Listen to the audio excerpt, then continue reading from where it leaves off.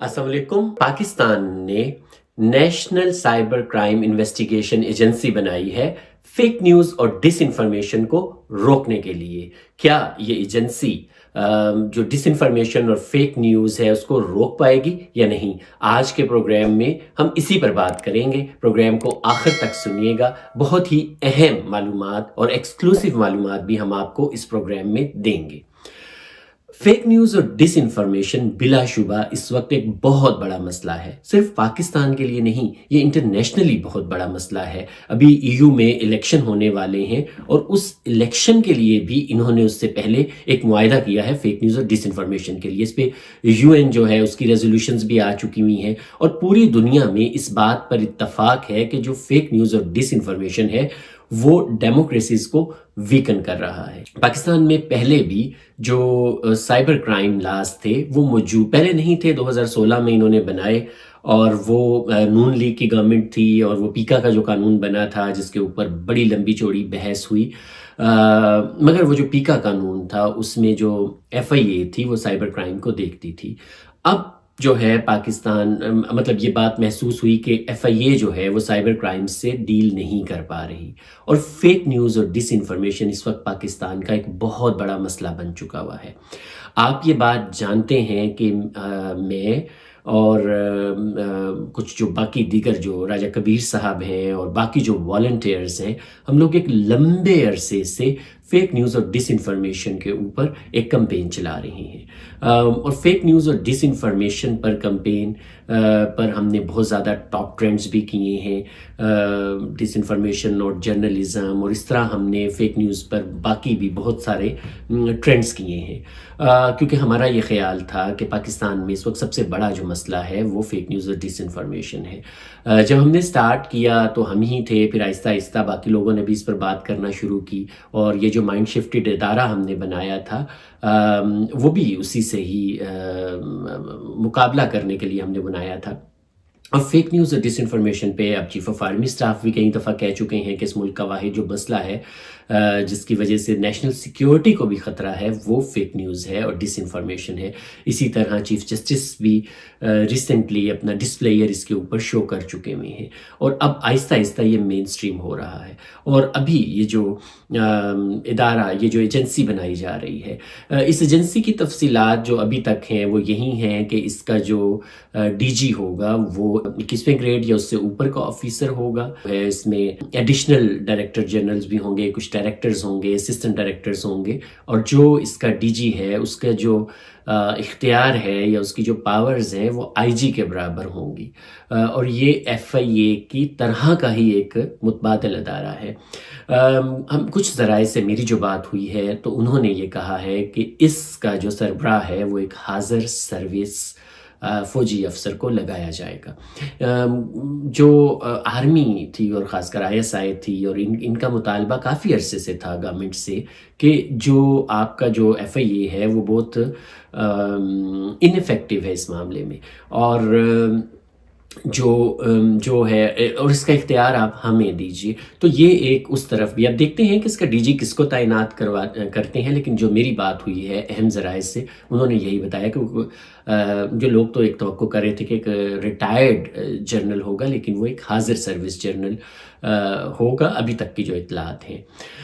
अच्छा, तो अब मसला ये है कि सवाल जो सबसे बड़ा है कि क्या ये जो बनाने जा रहे हैं वो रोक लेगा या वो नहीं रोक पाएगा फेक न्यूज़ और डिसइंफॉर्मेशन को, बिकॉज ये इतना सादा मामला नहीं है और इसकी बहुत सारी जहतें भी हैं। सबसे जो इफ़ेक्टिव तरीका हो सकता है जो माहिरीन कहते हैं वो यही होता है कि जो सोशल मीडिया प्लेटफॉर्म्स हैं उनके ऊपर से ऐसा मवाद हटाया जाए। अगर आप वो नहीं कर सकते तो कुछ लोगों को अगर आप पकड़ कर अंदर कर भी देंगे तो उससे कोई बहुत ज़्यादा फ़र्क नहीं पड़ेगा, बिकॉज़ यहाँ पर हज़ारों एक बहुत पूरी जिसे कहना चाहिए कि एक फोर्स प्रोपेगेंडा मशीनरीज बनाई हुई हैं और जिनमें बहुत सारे लोग हैं जो पाकिस्तान میں رہتے بھی نہیں ہیں, جو باہر بیٹھے ہوئے ہیں, تو آپ ان کو کیسے پکڑیں گے یا ان کو کیسے پینلائز کریں گے؟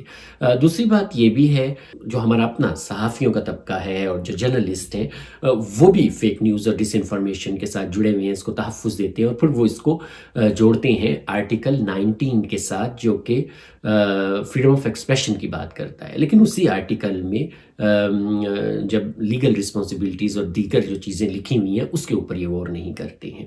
اور فریڈم آف ایکسپریشن کا اب آپ یہ دیکھیں کہ فریڈم آف ایکسپریشن کا جو تصور ہے یہ مغرب سے آیا ہے, اور جو اس کے بڑے دائی ممالک ہیں, اگر آپ یہ دیکھیں کہ انہوں نے جو فیک نیوز ہے اور ڈس انفارمیشن ہے اس کے اوپر کیا لاز بنائے ہیں, ہم ان کا بھی جائزہ لیں گے. لیکن اس سے پہلے آپ یہ دیکھیں کہ جو ہمارے جرنلسٹ ہیں, ان کے جتنے بھی کیسز برطانیہ میں گئے ہیں, جتنے بھی کیسز گئے ہیں, یہ وہ سارے ہارے ہیں. یہ وہاں پر ثبوت پیش نہیں کر سکے اپنی خبروں کے. تو فریڈم آف ایکسپریشن آپ کو اکاؤنٹیبلٹی سے نہیں روکتا ہے. اچھا, جو ایک اور چیز ہے وہ بڑی اہم ہے کہ ہمارے پاس لا پہلے بھی موجود تھا.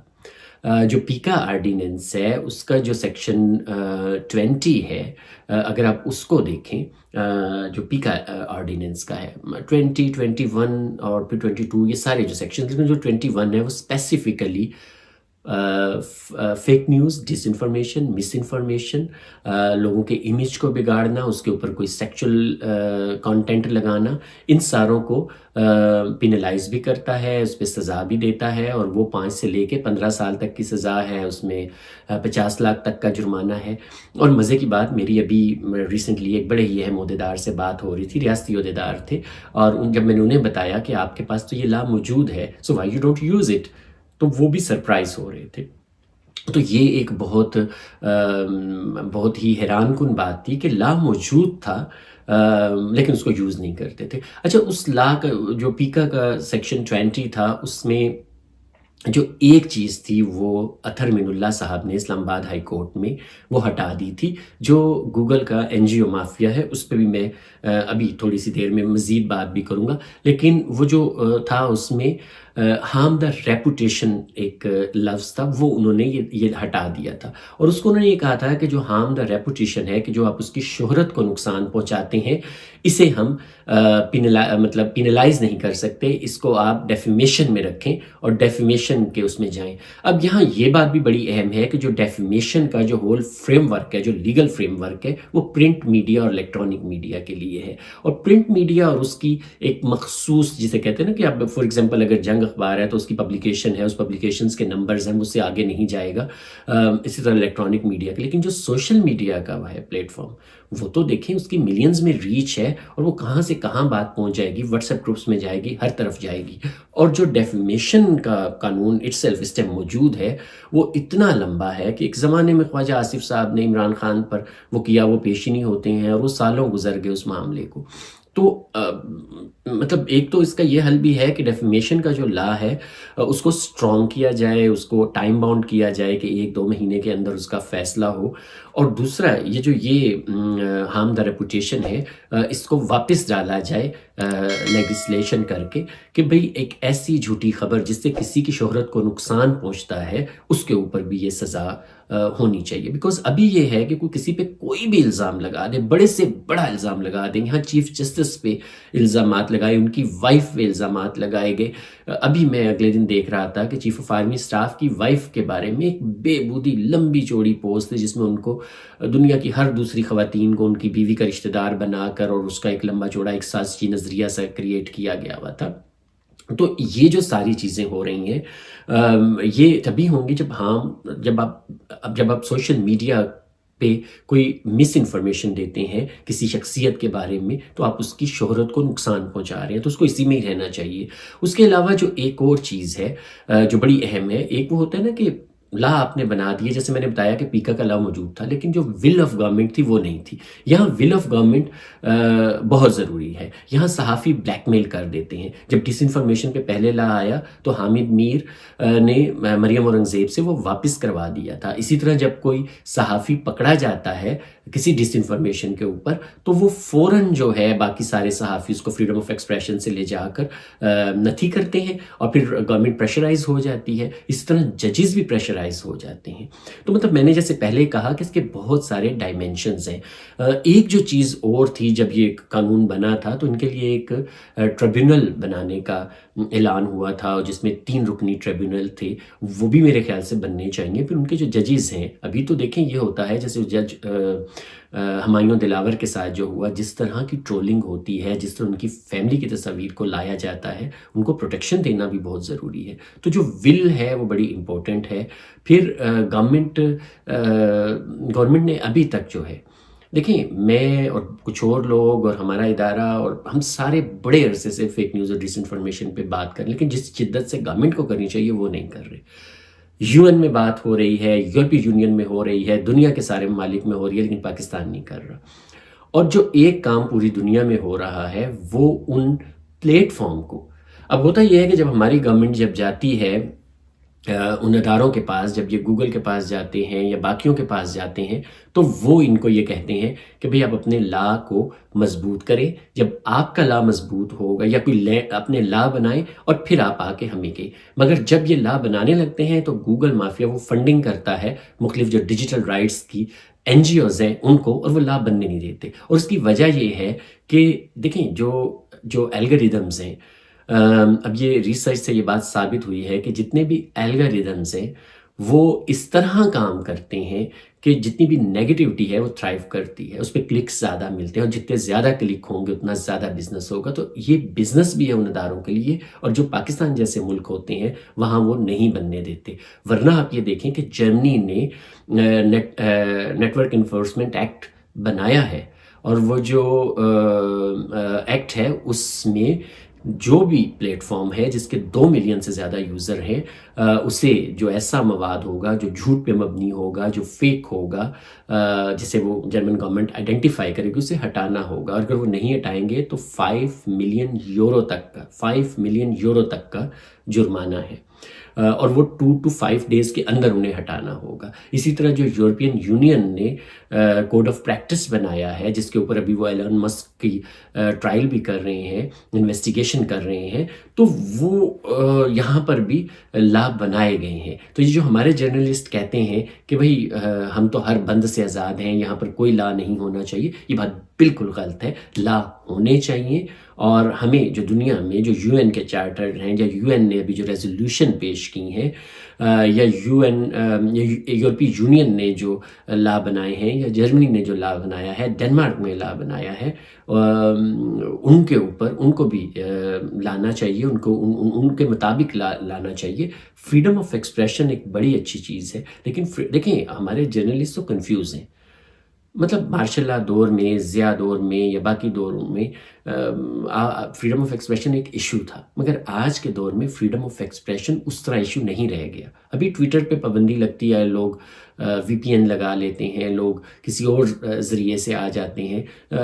مینز آف کمیونیکیشن اتنے زیادہ ہو گئے ہیں کہ خبر کو روکا نہیں جا سکتا. آج کے جو دور میں سب سے بڑا مسئلہ ہے وہ رائٹ انفارمیشن ہے. اب ٹو گیٹنگ انفارمیشن وہ مسئلہ نہیں ہے, رائٹ انفارمیشن جو ہے وہ مسئلہ ہے. اور فیک نیوز اور ڈس انفارمیشن سے میسز کو گمراہ کیا جاتا ہے. اور ہماری جو ایک سیاسی جماعت ہے PTI, اس کی پوری سیاسی اٹھان اس طرح کی targeted fake news based campaign ہے, اور اس سے ہمارے ملک میں بھی جمہوریت کمزور ہوئی ہے, جیسے کہ باقی جگہوں پر بھی ہو رہا ہے. سول سپریمیسی کمزور ہوئی ہے جب سے تحریک انصاف نے زور پکڑا ہے. تو ہمیں اس سب کو اگر حل کرنا ہے تو پولیٹیکل ول کی ضرورت ہے, وہ ٹربیونل بنانے کی ضرورت ہے. جو پلیٹ فارمز ہیں ان کے ساتھ نیگوشیٹ کرنا چاہیے, انہیں پاکستان میں ان کے دفاتر ہونے چاہیے, اور کوئی ایسا میکنزم لانا چاہیے کہ وہ خبر بجائے اس کے کہ ہم ان بندوں کو پکڑیں اور ان کو جرمانے کریں, وہ جو پلیٹ فارمز ہیں ان کو رسپانسیبل بنائیں کہ وہ ایسی خبریں دیں بھی نہیں. اور اس پہ پھر یہ ہے کہ پولیٹیکل پریشر بھی نہ لیا جائے, اس پہ نیشنل ڈیبیٹ ہونی چاہیے. امید ہے ہمارے آج کے اس پروگرام سے آپ کو کچھ انفارمیشن ملی ہوگی فیک نیوز اور ڈس انفارمیشن کے حوالے سے. یہ ایک بہت بڑا ٹاپک ہے جس پہ بہت زیادہ ڈسکشن اور ڈیبیٹ کی ضرورت ہے, لیکن چونکہ ہمارا جو مین اسٹریم میڈیا ہے وہ اس میں شریک جرم ہے اور وہ نہیں کرتے ہیں, تو یہ ہمارے پاس ایک الٹرنیٹیو چھوٹے سے فارم ہے، لیکن ہم نے پلیٹ فارمز ہیں یہ، لیکن ہم ان کے اوپر کوشش کر رہے ہیں اس کو آگے لے جانے کی، اور آپ نے ہمیشہ ہمارا ساتھ دیا ہے. امید ہے کہ ہم آگے بھی آپ ہمارا ساتھ دیں گے، کیونکہ اسی میں پاکستان میں سیاسی استحکام آئے گا اور پاکستان میں جمہوریت بھی مضبوط ہوگی. اپنا بہت خیال رکھیے گا، ہمارا پروگرام دیکھتے رہیے، ہمیں فیڈ بیک ضرور دیا کیجیے، کمنٹ بھی کیا کریں اور شیئر بھی کیا کریں ہمارا پروگرام، اور میرے چینل کو سبسکرائب کریں. آپ کا بہت شکریہ. اللہ حافظ.